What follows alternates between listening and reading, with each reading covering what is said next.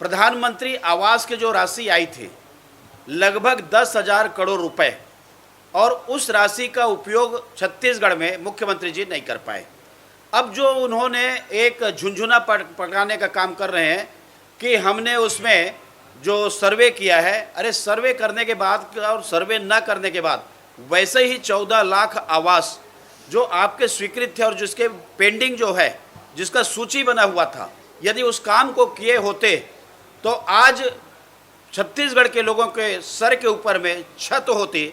लेकिन आपने ऐसा काम किया कि उस पैसे का भी उपयोग नहीं किया, उनको आवाज़ भी नहीं दिया। अब चुनाव आ गए हैं तो चुनाव में झुंझुना पकड़ाना चाहते हैं। हम जनता को भी मालूम है कि आप बना करके देने वाले नहीं हैं। अभी बरसात है, जैसी बरसात निकलेगी आचार संहिता लग जाएगी। तो कुल मिलाकर के पिछले बार जो घोषणा आपने किया चुनाव के पहले, उसी प्रकार के घोषणा, ये घोषणा ही मानो इसको, ये अमल में आने वाली नहीं है। जन आवास में आपने देखा कि 2011 के जनगणना के आधार पे बना है, अब 2021 में होना था।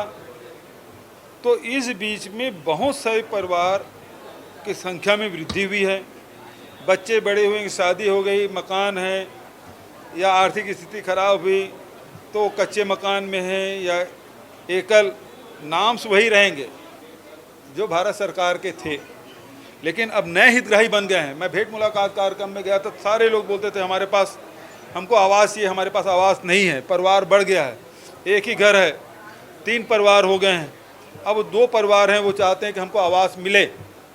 तो ऐसी स्थिति में, लेकिन अब वही अधिकारियों के साथ सामने स्थिति ये थी कि 2011 की जनगणना में तो उसका नाम नहीं है, हम उसको नहीं दे सकते।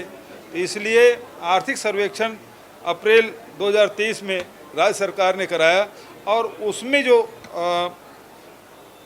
डिमांड आई है, सर्वे में जो रिपोर्ट आया है, तो उसी आधार पे ग्राम सभा से प्रस्ताव पारित होने पर, पहले मतलब जैसे आवासहीनों को देते हैं, कच्चे मकान को देते हैं, पहली प्राथमिकता क्या है, जो आवासहीन है।